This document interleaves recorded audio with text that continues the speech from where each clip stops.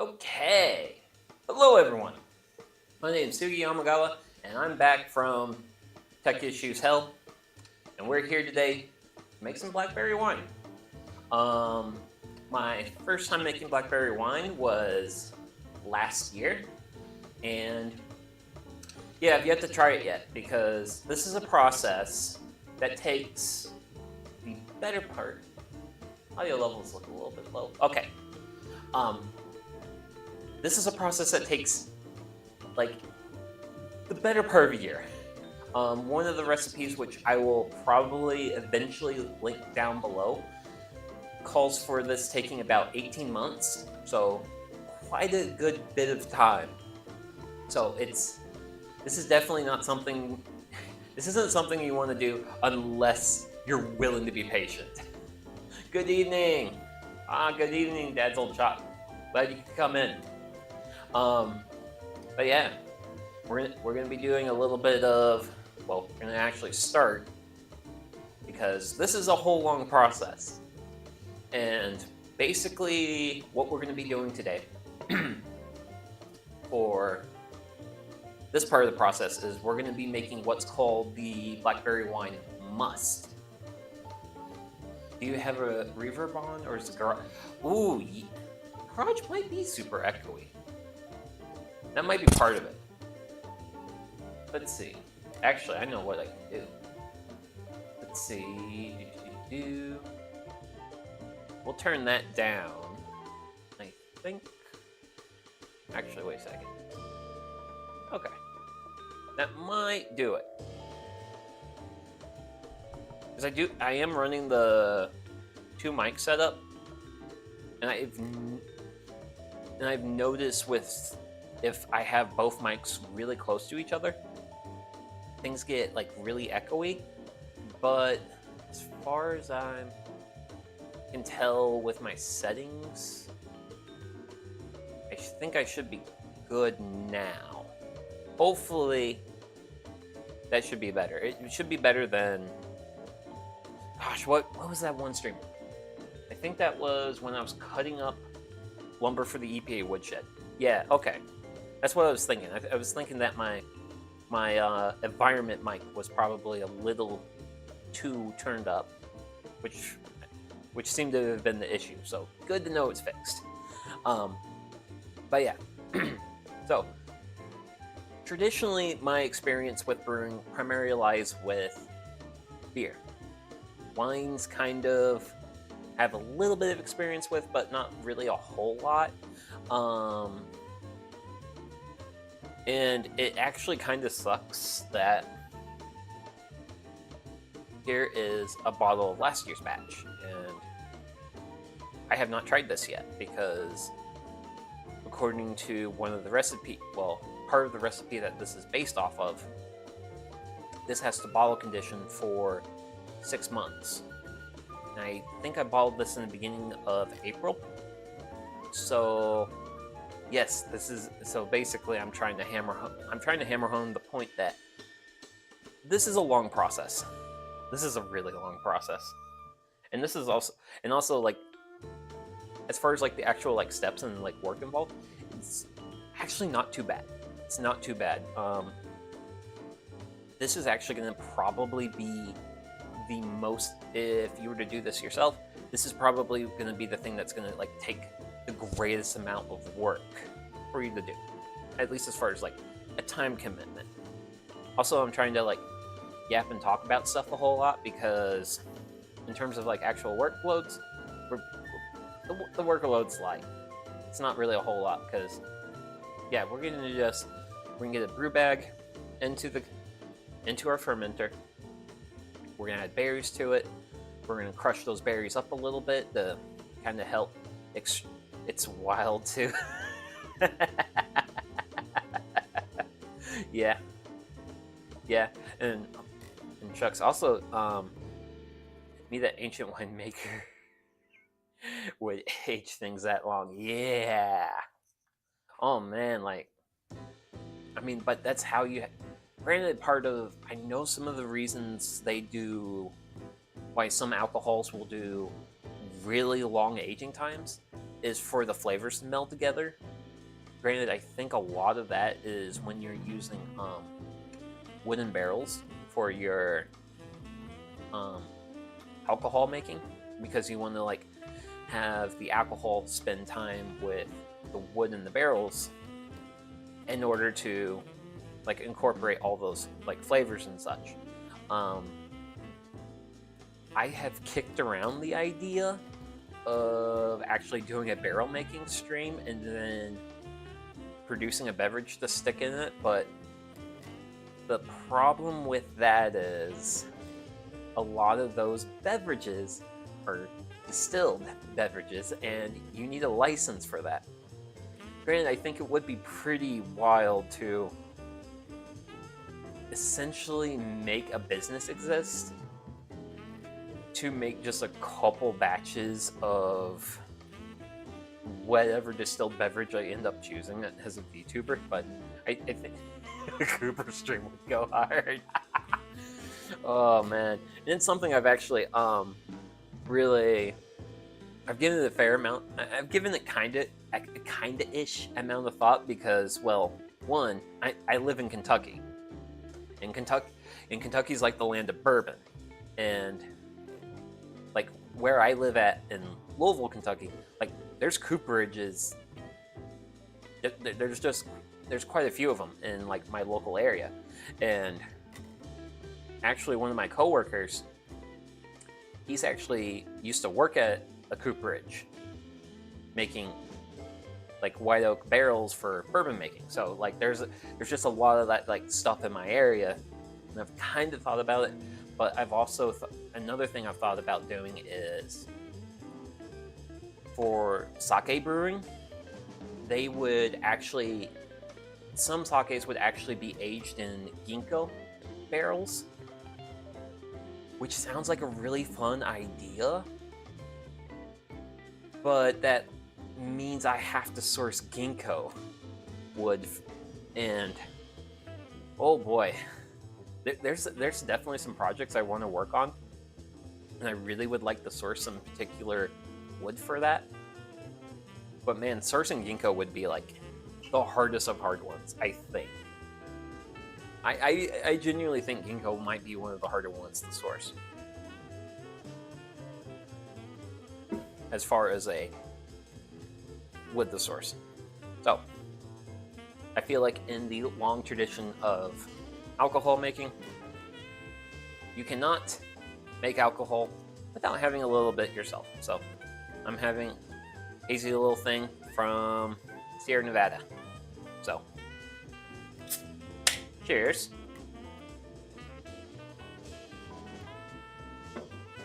Sourcing ginkgo sounds like a nightmare. Yes. You can always cask condition beer and wine. Yep, that's true. But the fun thing with sake is sake's technically brewed. It's technically a brewed beverage. So you can actually, it's not, well, some sakes are distilled, but some are just straight like brewed. You can actually get away with brewing your own sake, which, fun fact, in Lexington, Kentucky, there's a sake brewery called Void, and it's basically, imagine a craft brewery, but it's craft sake. It's a pretty cool place. I actually went there with a friend last year. Yeah! Oh yeah! Oh man, that was great. Oh man. So, one of the things that definitely hyped me up for the experience of drinking sake is me and my buddy bicycled there, and I got hit by a car on my way there. And that was actually really fun because when I got back to work after this trip, they asked me how my weekend went, and I was like, it was great. I got hit by a car, but it was actually the most minor of like cyclist car collisions, because basically what happened is we were actually cycling along a designated like trail thing, and it crossed a roadway, and the roadway had a stop sign. So me and my buddy saw a car coming, Hit by a car, good times. Yes! Hit by a car does equal good times. So we saw the car coming. So we went ahead and stopped on the trail just to make sure the car would stop. The car stopped. So we were like, okay, the car stopped. We can go now. My buddy went, then I went, and the driver was not looking for cyclists because, well, who looks for cyclists? Who cares? And he literally crept forward and it hit my pedal and it knocked me and I stumbled off my bicycle. Like, it literally the most minor of bicyclist to pedestrian collisions, which was technically good for me because and it was a youngster and he felt very apologetic about what happened and all that stuff. So I was like, okay, whatever. Like, me and my buddy we're cycling for sake. We're gonna go get some sake. So we did. We had a really good time. There was actually some. Oh, what's the technical term? I feel like there's like people who do clown stuff. I know there's some sort of technical term for people who do those types of performances.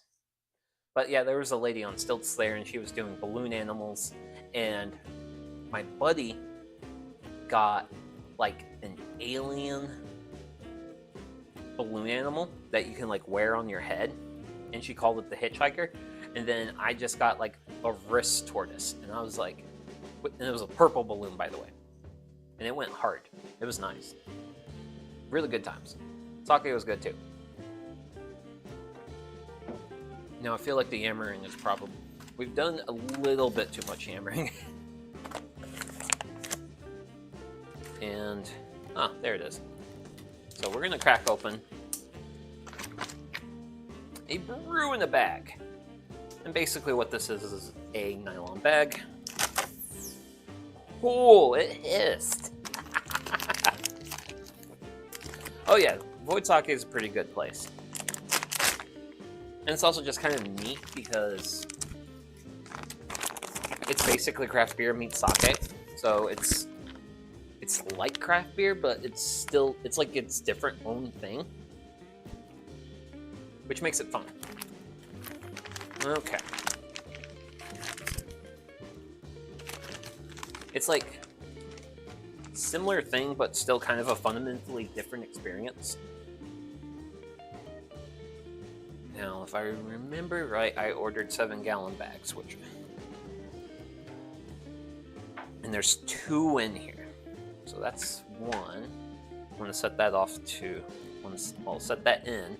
And then my second one, I would like to fold up. Okay. So, I actually didn't do a stream last year of last year's winemaking. Well, the Blackberry winemaking. Oh boy, that thunder's going. But I did rewatch.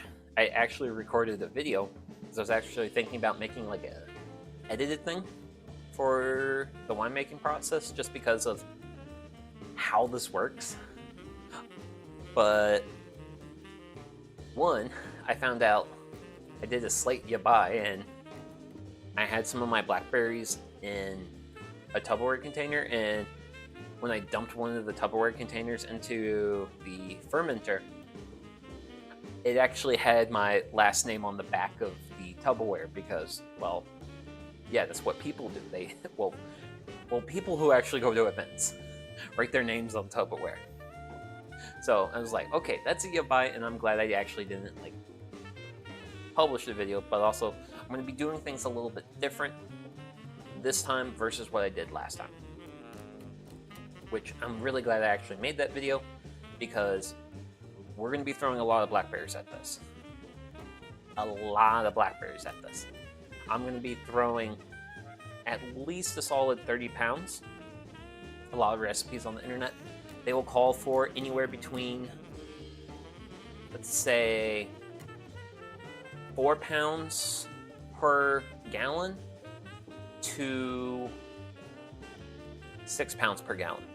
I want to be closer to that 6 pounds to gallon mark because I want more blackberry flavor.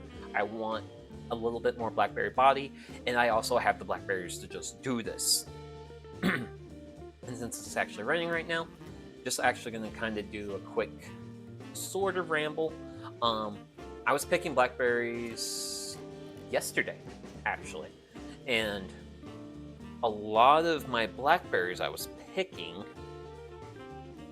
would like crumble in my hands. About probably a good 40% would just fall apart in my hands yesterday. I was wondering why, because I was like, I know it's not the fruit being overripe, which when blackberries get overripe, they'll get super soft and they'll crumble on you. But if they get overripe, they tend to be pretty sweet. And I was tasting a couple of these blackberries that were crumbling in my hands, and they weren't sweet. They kind of tasted kind of bad. They weren't good blackberries. And I was like, something's going on here. And I eventually figured out what was going on. I had rain split hit my blackberries. So, what rain split is, for those who don't know, which you don't know, here's the thing, you don't know what rain split is if you don't grow tomatoes. If you grow tomatoes, you know what rain split is. Because that's usually the crop that experiences it like really bad. So, what rain split is, say you have a good 5 days, 7 days, like a whole week, no rain whatsoever. And then you get a whole bunch of rain all at once. Well, what happens is, when the fruit's growing and it's building its skin, and the plant's not getting a lot of water, the plant's not going to throw a lot of like water into the fruit. So the skin kind of doesn't grow a whole lot. It doesn't like expand as much because the water supply is restricted for a period of time. And then if there's a deluge of water, then the plant throws a whole bunch of water at the fruit. And since the skin grew for so long without expanding, it gets stiff. And then when all that water hits it, it splits. So for tomato growers, you get split tomatoes out the yazoo. For me growing blackberries, it actually damaged the fruits a fair bit. So the good thing with blackberries, generally, at least as far as like a fruit, is they are a fruit made of a bunch of smaller fruits. So every single little like dot thing you see here is like its own separate fruit. And this is actually good because, say if a bird pecks at this fruit, it will damage a couple of these, but it won't damage all of them. That actually makes blackberries like fairly bird resistant, unlike grapes. Which I've got grapes sort of coming in right now, and if a bird pecks a grape, the grape is gone. If a bird pecks a blackberry, well, I just lose a little bit of blackberry. As you can see by what we're doing here today, I'm not hurting on blackberries.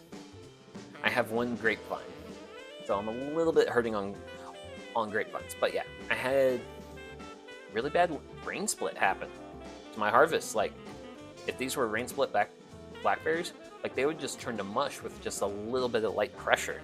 Like even just the pressure of like picking. It would just turn to mush in my hands, and it was just like...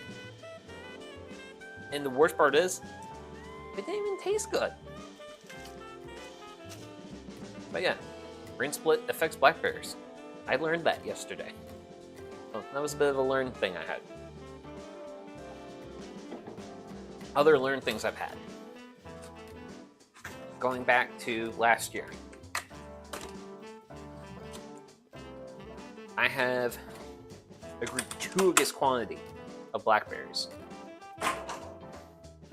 And because I have such a large quantity of blackberries, so what I did last year is we're gonna be throwing some sugar at this process. Specifically, I bought 2 of these yesterday. We're gonna be using one today plus maybe a little bit more than the other. But here I have a 10-pound bag of sugar. It was real fun because I picked, because at the grocery store yesterday, I literally picked up 2 6-packs of beer and 2 of these 10-pound bags of sugar. And I really wanted to make a social media post being like, hey guys, today's been a real like 10-pound bag of sugar and beer day. But the reason I bought so much sugar is tomorrow we're going to be making fruit leather, and I'm expecting to make a fair amount of fruit leather, just because, well, I just got so much crop. But when I did last year's winemaking,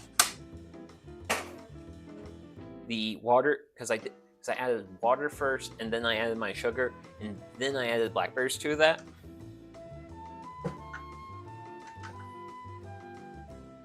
The fill level in my container got to like really close to the edge, and I want to avoid that this year. So, I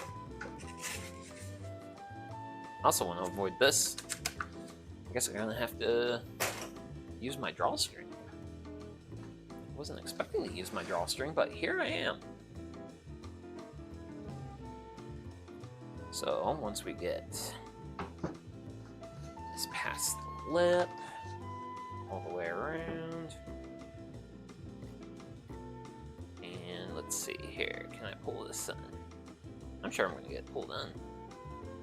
Plenty confident on that. Okay, here we go. Cool. So, I'm going to be doing a slight change up for this year's. Ooh. Look, there's juice. Blackberry. And the big change up is I'm going to put all my berries in here, and then I'm going to crush them up a whole lot. Which I think I'll actually put one of these flats in here. Which, by the way, I've got 4 more. Past what?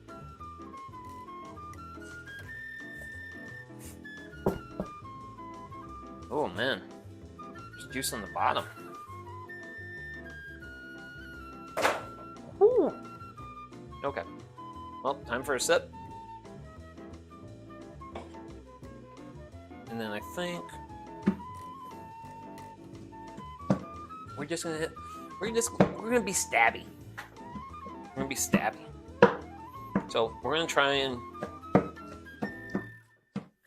just be very stabby and kind of juice the blackberries a little bit, which definitely seems like we're doing a decent job of getting some juice happen. Granted, the container is sounding kind of hollow.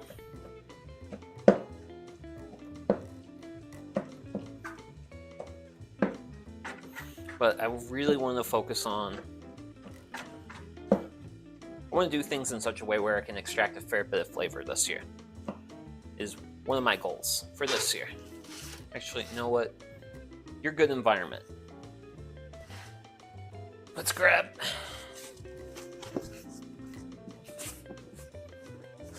one of the others. Ooh. And I'm trying to be careful enough to not spill any of these.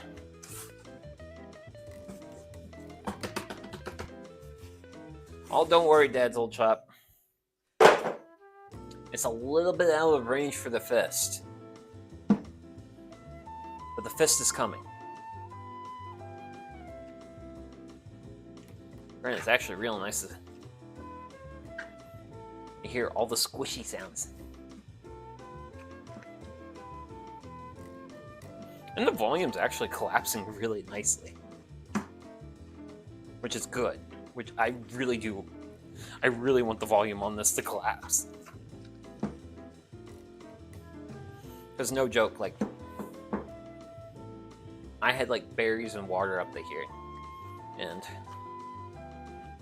that just made for a real awkward process.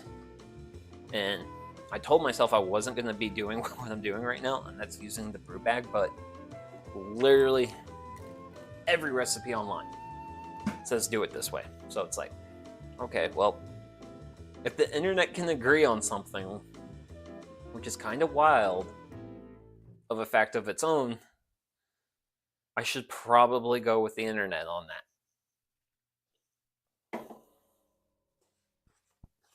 So let's go ahead and get another flat in there.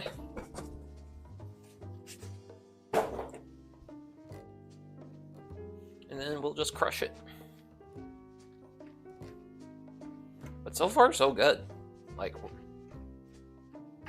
I'm not dealing with like a huge amount of volume so far.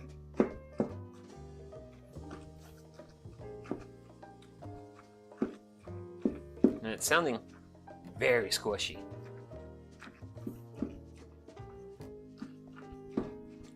Which is another good thing, because that means the berries are getting broken up. And the more I break up the berries, the more, basically the more flavor I get. Or I get more extraction. Okay.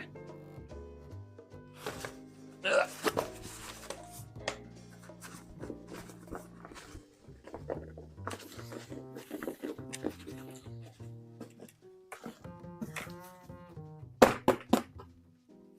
Fabled Blackberry harvest. But yeah, welcome in, welcome in. Glad to have you here. Granted, it's not so much of a fabled harvest as, well, I don't know. It's been my experience growing blackberries has been very interesting because it, like, I got enough for just like general eating and some freezing for a lot of years, and then last year really took off because I think last year I did like probably 40 pounds of production. This year I've already picked close to 50 pounds of production. Actually, I was picking blackberries on Monday, and I saw one of my neighbors hanging out on his front porch. He was smoking a cigarette, and I basically just walked over to him and was like, hey man, blackberries, there. Want some? Go pick some. And then he was telling me about, and then he proceeded to tell me about the fact that he's got a elderberry tree in his backyard that's finally starting to get big enough to the point where it's like, that's starting to do some production for him. It's just like, oh hell yeah. We need more suburbanite fruit growers in the world. Oh yeah, we're getting a real nice crush.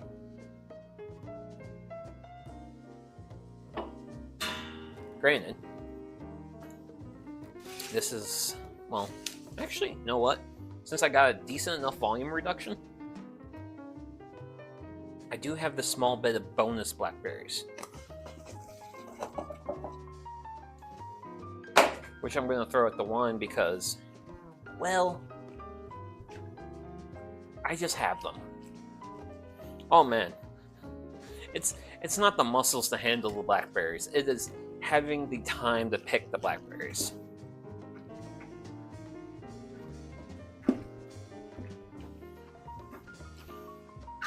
Granted, I do like the fact that they're getting crushed down, and they're not taking up just a guava and pomegranate tree out here. Oh man, nice. Very nice. Yeah, my tree fruit crops are mainly chestnuts. I've got 3 chestnut trees at the house. I planted 2 persimmon trees last year, and then I have some serviceberry trees. I think that Is that all my tree fruit? I think that's all my tree fruit. And my service berries have done nothing terribly good for me. And yeah. Granted, one of these days I really need to upgrade my crusher. I'm actually just using my fermenting stick, but yes. Lots of purple doom. And I'm intending to eventually do this to my hand. Not yet. I'm going to wait until I add all the blackberries. But I do want to thoroughly crush my blackberries as much as possible. And that's going to involve getting a little bit hands-on. I am not going to like what my hand's going to feel like afterwards. But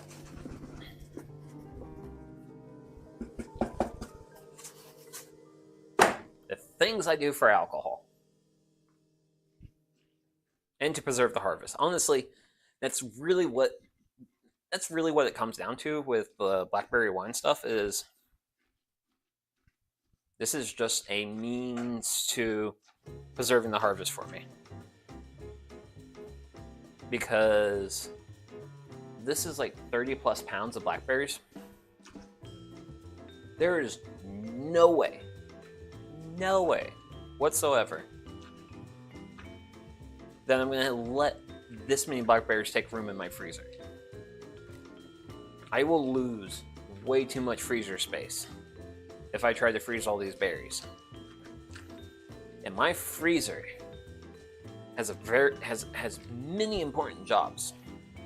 One of which is keeping my frozen pizzas frozen, because I'm a big fan of frozen pizza.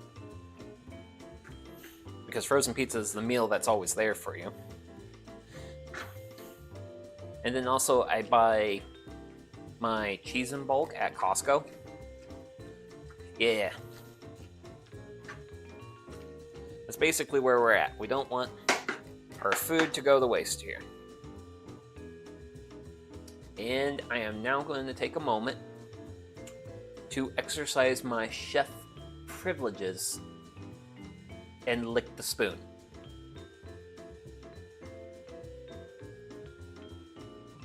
Oh, that's good. Yeah, that was so good I had to do it twice. Oh, goodness gracious. Okay. Well, it's been nice knowing you, Hand. It's been real nice knowing you.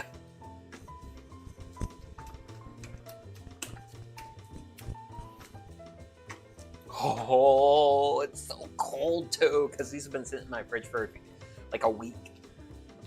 He's been sitting around for a while. Oh, they're cold. This is cold. Very cold. Oh. Yeah. Yeah. But we're gonna get these berries crushed.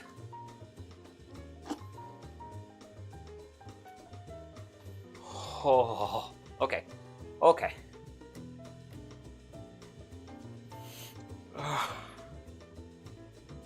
Who have I murdered? Really looks like I murdered someone. I really like this special, like, there's little, like, pulpy bits sticking to the hand. It's like, man, it's like that time it's like those times in anime where, like, the main character just goes crazy and just beats the hell out of someone. But we're gonna kind of restore the hand back to somewhat normal. But wretchedly stained. Wretchedly stained nonetheless, but. And I like how just that little bit of water there. We've already got pooling of like fruit and juice and such. Oh, smokes. So, no, pass for some gourd for sure. Oh man. So, a little bit of a fun fact about me. Back when I was like younger, like college age, whatever, one of my favorite things to post on social media was gore pictures. If I ever got hit by a car, or I fell down and skidded my knee, or got like any sort of injury whatsoever, I'll take up close-up pictures of like the blood, and I'll post that up and post it on social media. That was like one of my favorite things to post on social media, was just like, hey, look, friends and family, I got hurt today. One of my favorite things in the world to do. Probably worried some people unnecessarily, but I had a good time. So this container of water, I am, as you can see, part of a kettle system. Got it from Costco. I'm going to return this to its platform, and we're going to go ahead and we're going to actually start boiling some water. Unhinged. I don't think the hinges were installed originally, I think is my issue. I don't think I lost my hinges. I don't think I came built with hinges. So I'm gonna take this water and I'm gonna start boiling it. For reasons. Okay, and start. Oh, okay. So I got some water boiling right now. And a big reason why I was very comfortable to do the mash that I just did, and some of the other things I've done. I'm going to be doing things slightly different than the recipe I'm probably going to link to eventually, and as a sanitizing agent. Because right now, I have water, mashed blackberries, in a bag, in a container. This is a recipe for any sort of fermentation to happen. If there's any sort of like bacteria or other like wild yeast, because wild yeast do exist, it's actually fun. If you spend enough time picking blackberries and snacking on a few of them, occasionally you'll pop a blackberry into your mouth and it'll taste like vinegary. And that's actually because like bacteria and yeast got in there and they actually started doing some business in there. So what I'm going to be doing today is I have you don't like the, oh, you kind of try to occasionally do next potassium Campton tablets. Yeah. So these are tablets that are used for sanitizing. Must. These are specifically used for winemaking, because versus beer making, if theoretically you could take this mixture and boil it for an hour. Hey, have you actually started? Oh, okay, yeah, you're doing your thing. Okay. Theoretically, I could boil this for an hour. Well, if I boiled this for an hour, I'd probably destroy every blackberry flavor there is to be had here. And we don't want blackberry flavor. Well, we want blackberry flavor. We want to look at our wine, and this is one I made last year. I want to look at it and be like,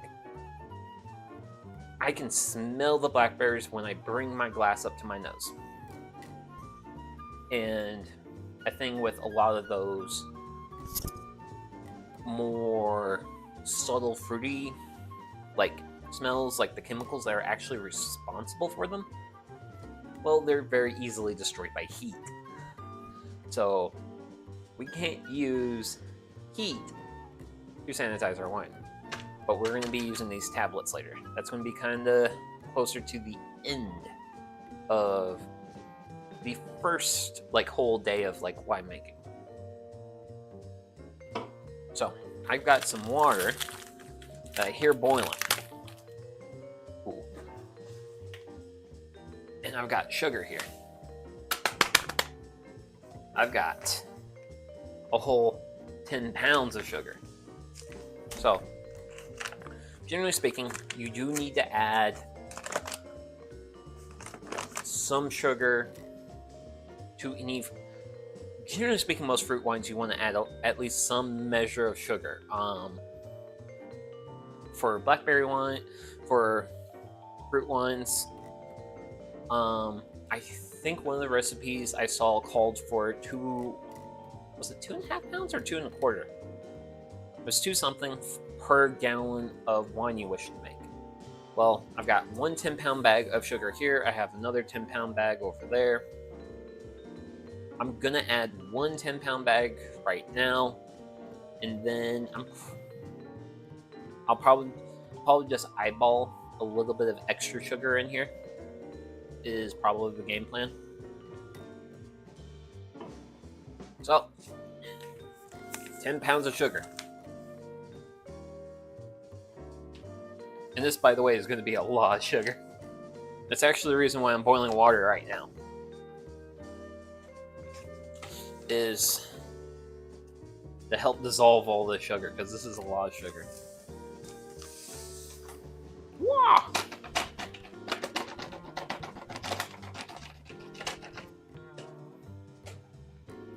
But yeah, that looks like a lot of sugar to me. Okay, where's bag number 2? Bag number 2.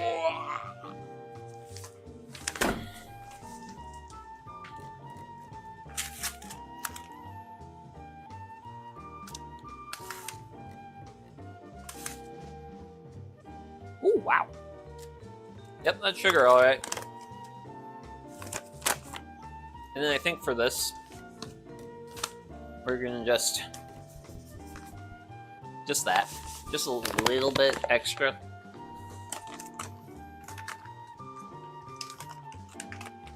I think this is a sufficient amount of sugar for this batch of wine.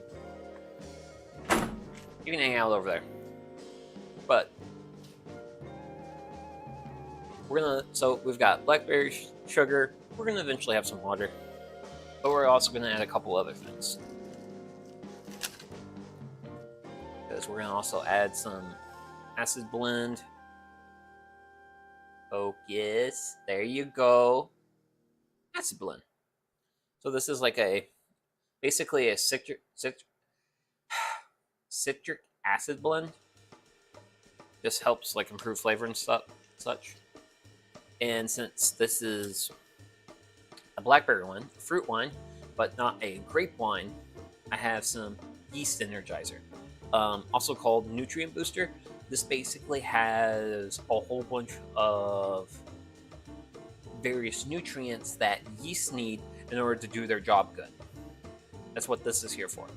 Because when we throw our yeasty boys at this, well, they need a little bit more nutrients. One thing you'll see mentioned in some recipes for fruit wines is the addition of raisins. For those who may or may not know, raisins are dehydrated grapes. And because they're dehydrated grapes, and grapes are kind of like, grapes are like barley in that they're a complete nutritional package for yeast. So some fruit wine recipes will call for adding raisins. Today, I'm going to be using some yeast energizer, but that's honestly, I'm doing this because I bought it last year, and I still have, as you can see, I still have like fair amounts of stuff in my packets, and I probably am going to get plenty of more use out of my stuff. So hey, I have it, I'm going to use it. None of you are allowed to fall into the fermenter. And our water's about done. The low water.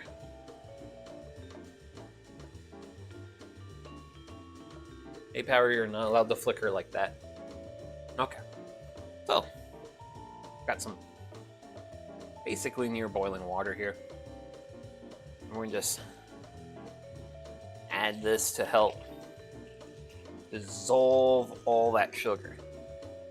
And I'm hoping to achieve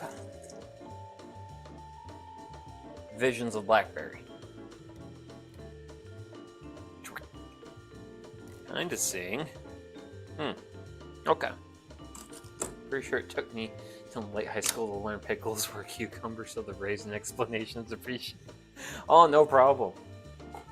No problem at all. Ooh, that's cool. That's fun. You can just see the blackberry juice just like slowly ebbing into the thing.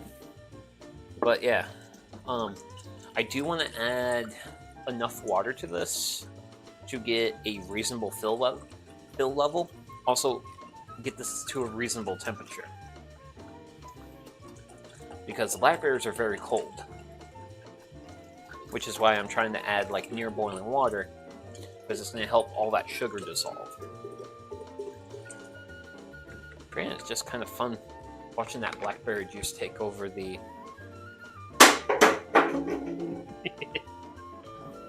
take over the sugar area. But I'm gonna go ahead and get another kettle going, because right now I'd say my fluid levels. Ooh, don't want to don't overfill kettles. Kettles don't like it when you overfill them. They'll say mean things about you. I don't want my tea kettle to say mean things about me. Okay.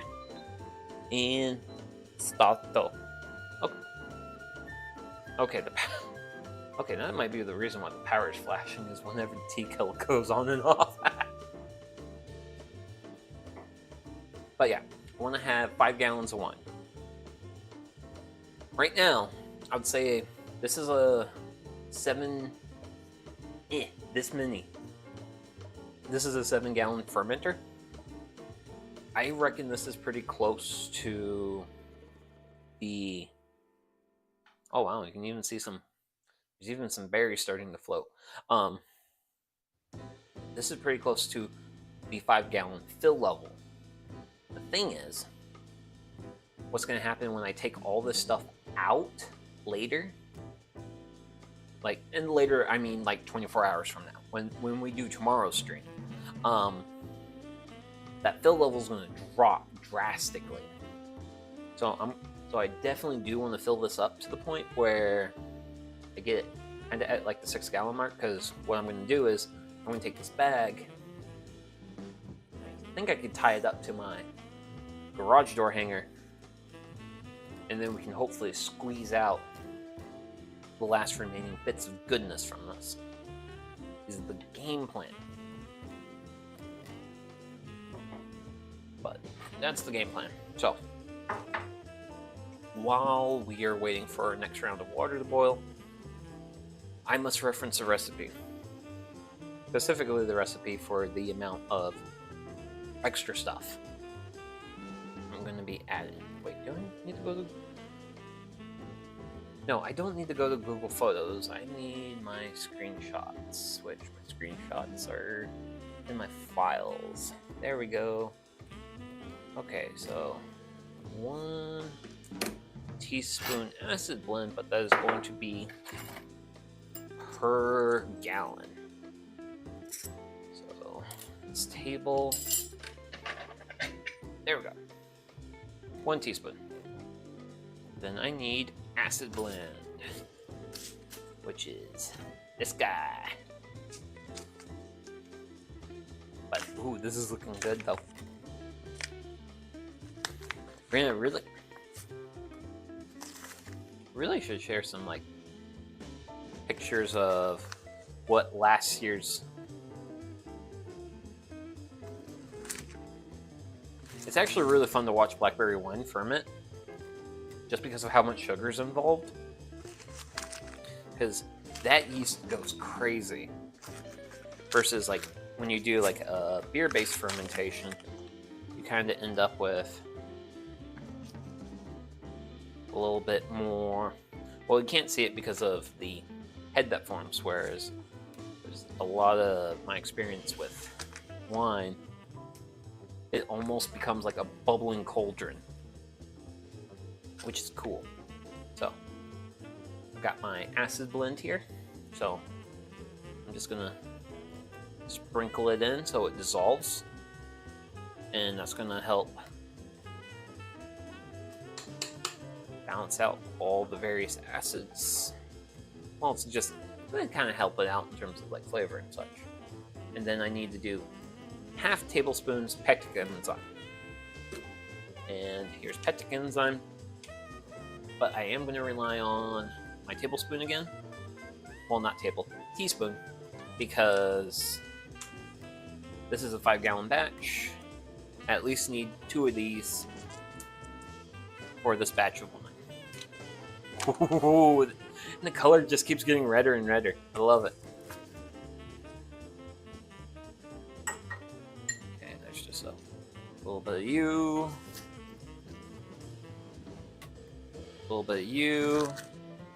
Then I basically just need a half of you. And there we go. And that's going to be our pectic enzyme. Right, I wonder, how warm is this? It doesn't... feels kind of warm, but it's not like super warm. Which is good. Good. And last but not least is the yeast energizer, which my recipe calls for... oh, same as the pectic enzyme, half tablespoon per gallon. We've got 5, so that's 2.5.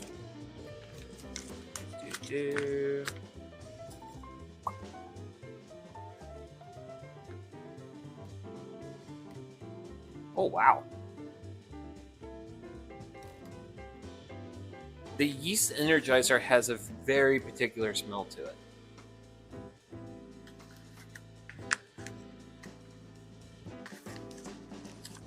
I can't really fully describe it, but it's definitely a smell.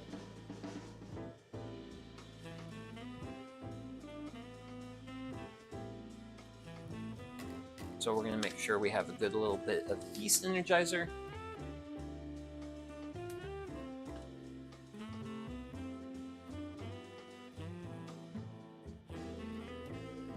And that is to give the yeast a little bit of nutrition. Once again, cheers.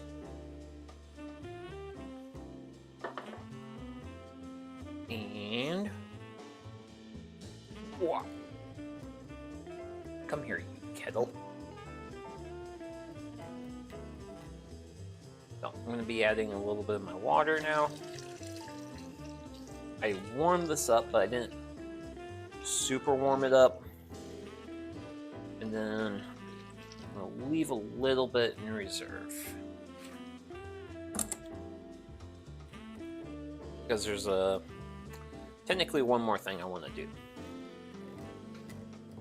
And then I think, honestly, one of those things is just that. Literally just that. And the point of that is I'm kind of wanting to help mix things up a little bit better.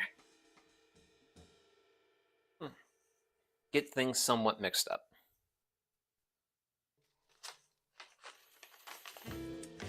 But man, I sure do want to get that sugar dissolved. Actually, stir stick.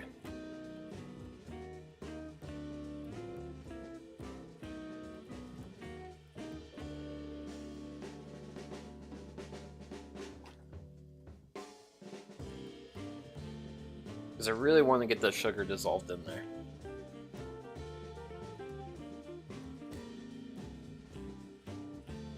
And what I think I'll do for tomorrow is,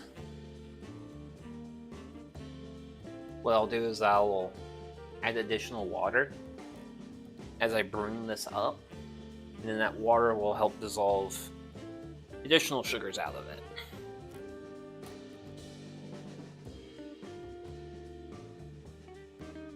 And then, okay, temperature wise it's not too terrible, which is good. Granted.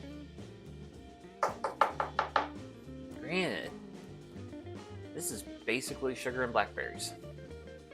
I'm gonna taste it. Oh, okay. Yep, that tastes like sugar and blackberries. All right. Okay. So we got one last step. And that last step is our potassium tablets. These are going to be. This is basically what's going to act as the sanitizer for the wine. And it takes 5 of these. So use 1 per gallon. So get 5 in your little jar. And this is the fun part. Take your spoon, get your tablets, and basically what you want to try and do is use the edge of the spoon to break them up. In sounds like these, I wish I had a mortise and pedal.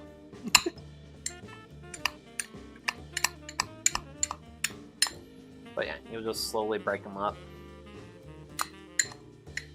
That's just to help them dissolve better.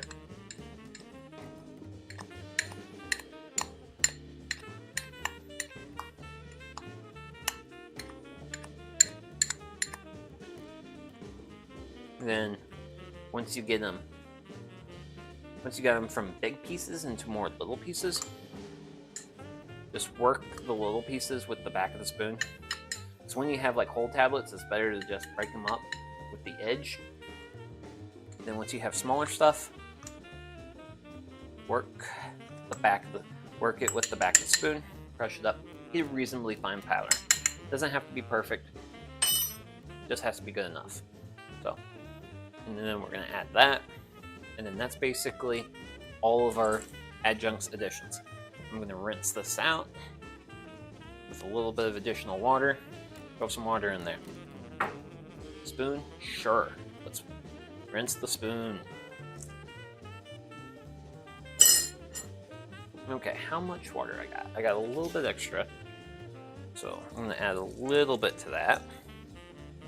Just kind of bring up the fluidity, if you will.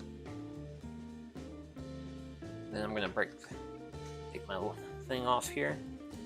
And as you can see, when we take the blackberries out, that's kind of what we're gonna be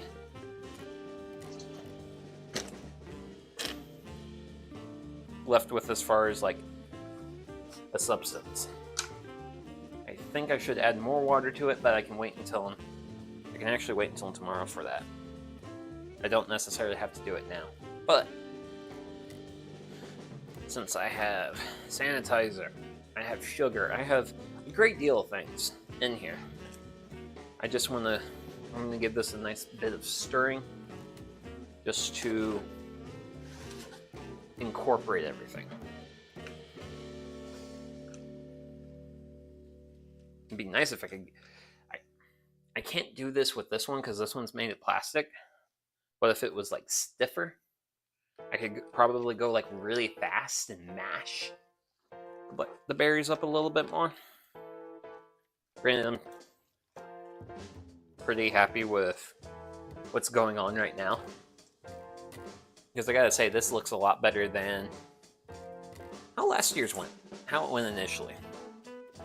And I hope I have a little bit better follow-up. So, I'm gonna use my remaining water to get a nice stream. And what I'm just trying to do is rinse my stir stick off. Because everything that remains in here, all this is basically going to get sanitized because of those potassium tablets. And that is what's going to create an environment where only yeast can survive. And that's basically what we're trying to accomplish here. Is we're trying to get our berries with some water, sugar, all incorporated together with our adjuncts, phytic enzyme, acid blend, and yeast nutrient, and basically build a foundation for success. And the biggest part of that foundation is making sure there's no wild bacteria. So one of the ways these tablets work is they basically make a gas that kills all the other bacteria. And they're going to do their thing. It's going to sanitize everything, and we'll basically have an area. No blackberries, just no bugaboos. Nothing to contaminate the must or the batch. And I will say there is technically one more step. There is a technical one more step at this point. And that technical step is grabbing a towel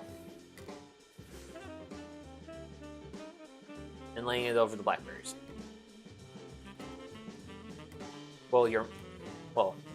These are no longer blackberries. This is now wine must. So, and basically the job of the towel is it's to keep like flies and various other things, trying to keep other critters getting into it, because you know how there's like bacteria and stuff in the air that can settle in. But with the towel and our sanitizing tablets, this can get sanitized. But yeah, so congratulations. This is what step 1 of blackberry winemaking looks like. Now for tomorrow, we're going to do step 2, which is not really a whole lot of extra stuff. What we're going to do is we're going to pull, well, I don't know if I want to ferment with the berries in or not. That's a big decision for me that I kind of got to consider. I gotta reference some more recipes, because I'm trying to remember if I fermented with the bag end or not. I don't think I did. I think I pulled my blackberries out. Yeah, I think I pulled the blackberries out and then I added. Yep. Yeah, it's literally what I did, because the picture for tomorrow's waiting room is when I took last year, and that's actually adding the yeast to the wine must sub no bag. So that's what I'm going to do. So we're going to pull the bag out. I'm going to try and do things in such a way where I can kind of rinse the blackberries and kind of get a little bit more of that good stuff out of them. Primarily sugar, a little bit of flavor, some stuff like that, all those good things. So that's literally what, like, ultimately at the end of the day, that's what like step 2 involves, is adding the yeast and getting the fermentation. That's step 2. So we're like an hour in. This was going to be a short stream. That was kind of the intention. But since this is agricultural week, I do have a little bit more work to do. So, what I'm going to do is I'm going to throw the BRB screen on.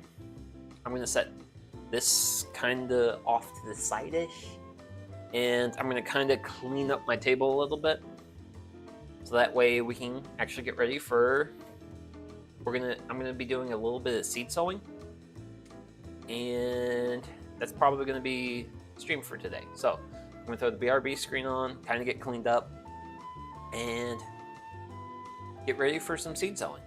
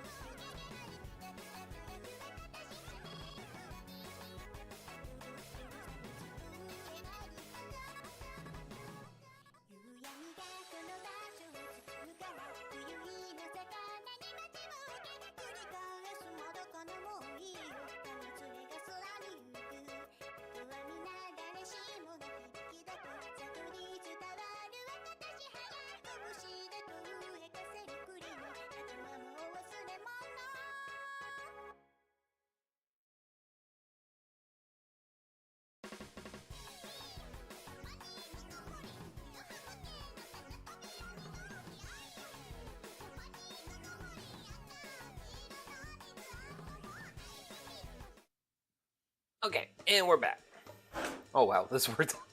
This worked out so much better than I thought it would. But yeah, so kind of just drag stream out a little bit, whatnot have you. We're gonna be doing a little bit of seed sowing. Got myself another beer. Got myself the Free Wave Hazy IPA from Athletic. It's good stuff. Non-alcoholic beer is great. So, what we're going to be doing today, well, what we got coming up right now is we're going to do a little bit of seed sowing. One of the, well, actually Saturday stream is going to be working on the garage garden. And we're going to be building a platform for said garage garden. The platform's going to go over there-ish, somewhere, roundabout, whatever. And what it's for is, since I have my new garage door that lets lots of natural light in, I'm actually going to have a small garage garden. Purposes is twofold. Actually, it really comes down to one thing, and that's extending the season of my crops. So right now it's summer. It is brutally hot. Lettuce just does not want to grow for me. So, wait, is this one of my? No, that's not a tomato. Typically, most of the sprouts that I had in my compost were tomato sprouts. Don't know what that plant was, but that was definitely not tomato. Did not smell like tomato. Tomato is very particular with smell. Very particular smell. But yeah, I've got some compost here. We're gonna fill some containers. Oh, wait, is that the? Oh, that's. Oh wow. So that there, that's a remnant of a tea bag. That's what a tea bag looks like after getting composted. Definitely not going to hurt my crops. So I'm going to just give these a nice little quick pat down. This other side definitely needs a fair bit more dirt to it.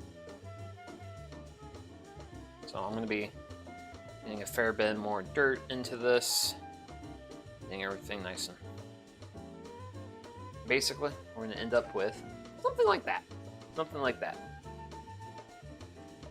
And we're going to be doing what I like to call the good old rinse and repeat method, where you do a thing once and then you do it again and again and again.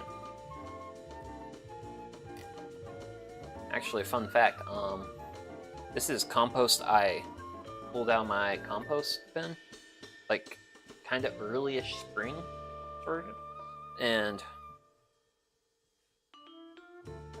I've had it sitting in this bucket in my shop for a while, and what I did is, well, after it sat in this bucket for a while, well, it dried out. So to rehydrate all this compost, well, I originally was going to make a beeline for my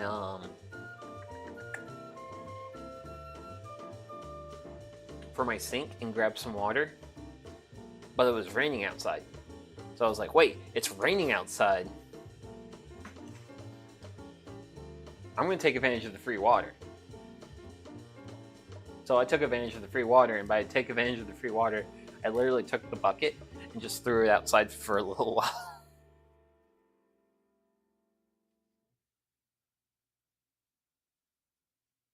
But yeah, I had really mixed results with my seeds this year. Mostly because I mostly used leaf mold that was maybe perhaps not aged enough. So I'm going to have to be really... Oh, hey, look! I'm getting stained by those blackberries, made it look like I got hurt or something. So I got really inconsistent results with my seeds because of that.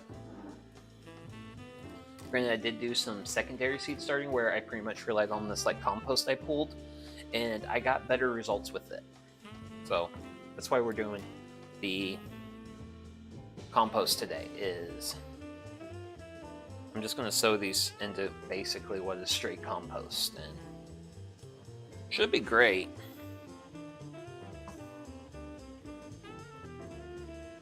Except there might be some slight issues with weeds, because I don't hot compost, I cold compost. Well, technically speaking, my composting method is, it's kind of yabai, but it's technically called honey hole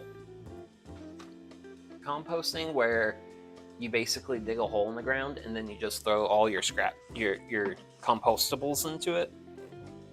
And that's generally how I've composted, because it's just real low effort. It is a very low effort method of composting. It's low effort, and I've gotten good results. Like this is reasonably good compost. May not be. That's the thing with tea bags. Tea bags don't seem like they break down terribly well. Okay. And that makes 5. That makes 5. I think this is the amount of stuff I want to go for, is about 5 things. Because since this is going to be a garage garden, I'm going to be a little bit limited on space. I'm intending to have 4 large containers for it. You will see those containers on Sunday for a Sunday stream. Because what's going to happen on Sunday is I'm going to pull potatoes out of those containers.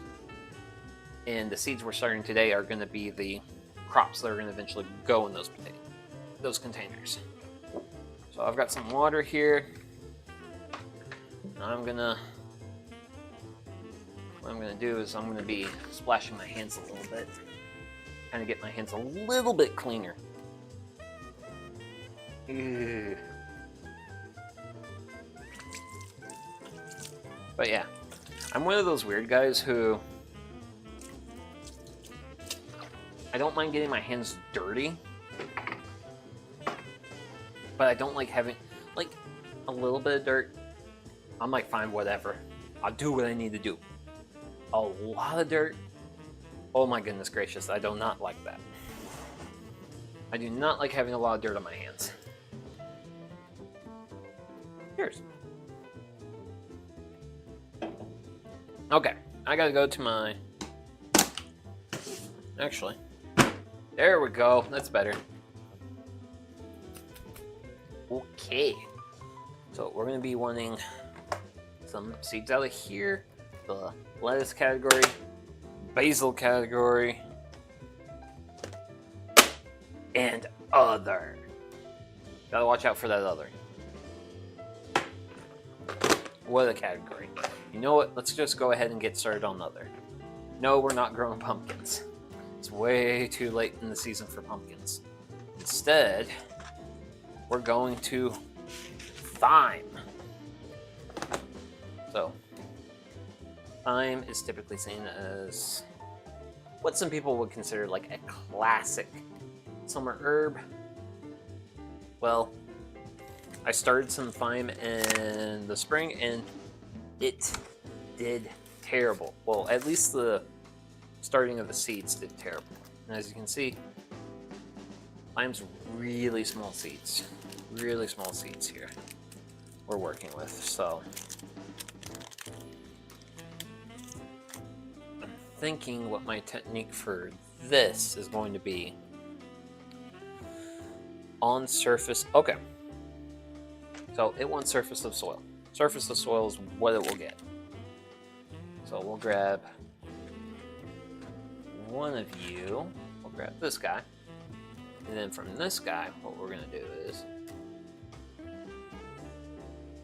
see if... oh, got a bit of a ridge in my seed bag. Let's... I think that's better.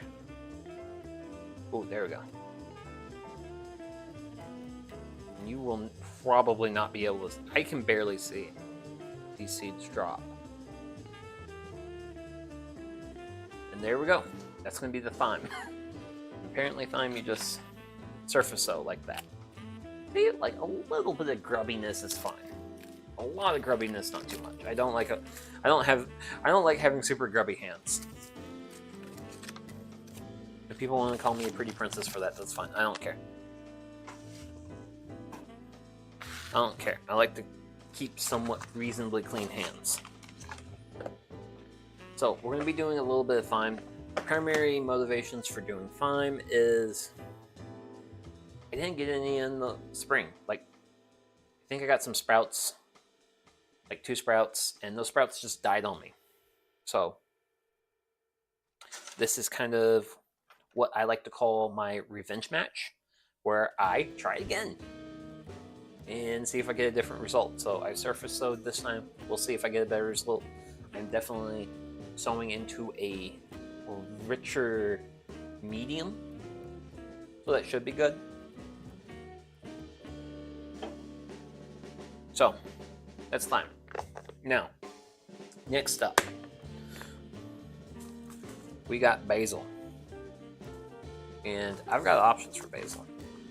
I've got gratuitous amounts of options for basil, but I think I'm going to go with this option. I think I'm going to go with this true Italian basil. Camera focus. Profumo di Giovanna basil. So I actually got this for free. Well, I got the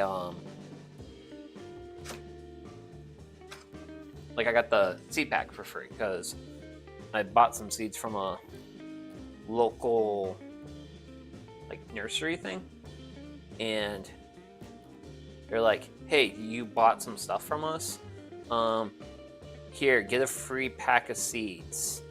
And I was like, oh, I wasn't intending to get a free pack of seeds, so I just picked basil because I like basil. So get a little bit going here, there, and I'll also be pretty generous with this, simply because it's a free pack of seeds and it's also a free pack of basil seeds. Like, look at all the seeds that are in here. Gratuitous amounts of seeds. I don't need like a whole lot of seeds. Well, I don't need like this many, this amount of seeds. So we're gonna go ahead and we're gonna get some we'll get some basil going for the garage garden. Which all of this I'm intending to do for the garage garden. Some of the basil might actually end up in in-ground beds, but we'll see.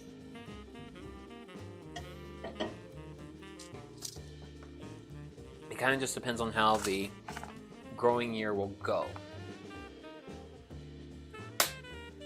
Okay. There we go. We got that out of the way. Do-do-do-do-do. Yada, yada, yada. Whatever. Okay. So, for the last, we'll be doing the good old Yugoslavian red butterhead. So, I bought this just this year as my lettuce seed, thinking I had lettuce seed left over from previous years. I was horribly wrong. So all the lettuce I have eaten this year, I've grown this, kind of grown this year. I did have one volunteer lettuce from last year that grew up, flowered, and hopefully will generate more volunteer lettuce for me. Please generate more volunteer lettuce for me. I need more volunteer lettuce. That's one of my big hopes as a gardener, is to get a reasonably good volunteer lettuce population going. Because if I get a reasonably good volunteer lettuce population going, then that makes my life a lot easier. It's one of the big reasons why I have like the cornucopia supply of blackberries, is because, well, blackberries grow like weeds, like where I'm located at. So it's just real easy to grow gratuitous amounts of blackberries. Okay, then that's all I'm going to be doing with that stuff. And sipping beer occasionally. This is a slow life hobbyist channel. We're going to be very slow life. Very hobby. Also, this Yugoslavian red butterhead has been fairly productive, at least as far as seeds is concerned.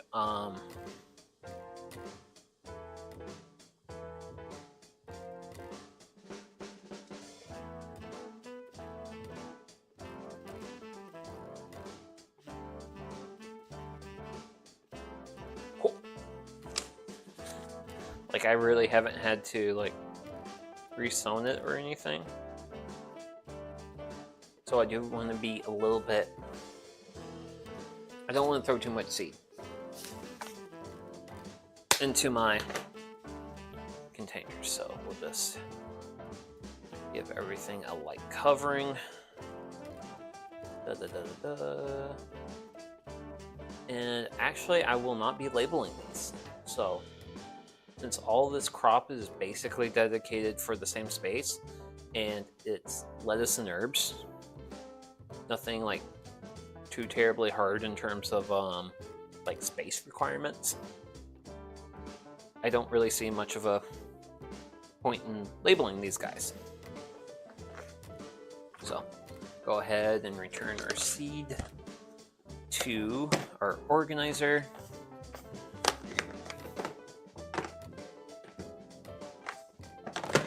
And that is, but yeah. So today on stream, we did the first step of Blackberry winemaking.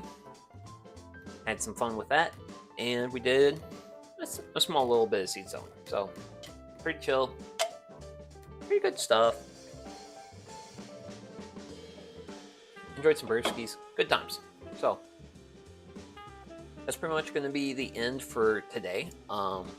So going into tomorrow, tomorrow's also going to be kind of like today, in a sense, where it's going to be not as long. It's definitely going to be a lot more on the chill side, where we're going to be working on getting the fermentation going on our wine. Then after that, we're gonna be using up the rest of this big old thing of sugar, and we're gonna be make some fruit leather. For those who do not know what fruit leather is, that is basically fruit by the foot, or any type of like fruit snack. It's literally you take a fruit puree, add a whole bunch of sugar to it, and then you dehydrate it. That's basically what fruit leather is. Really simple stuff, but definitely meshes well with the theming for Agricultural Week and, well, just also generally what I do.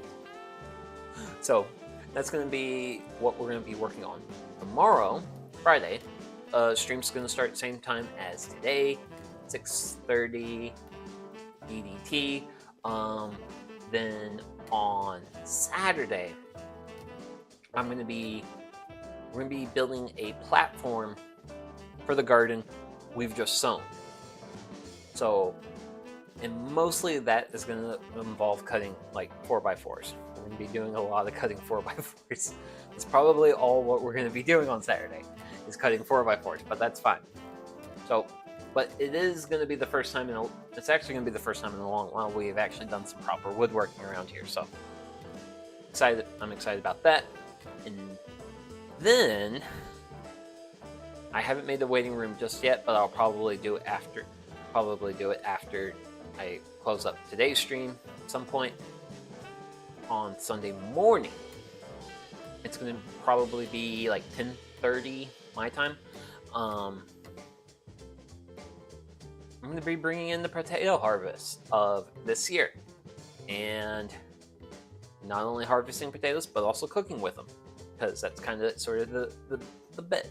Now, I haven't fully decided on the recipe I want to do, because I'm not sure, because I've cooked potatoes a whole bunch of different ways, and there's definitely ways I like, although others not so much. But last year for the potato harvest, I did fried potatoes, and that's generally the way I like potatoes, but I kind of want to do something different.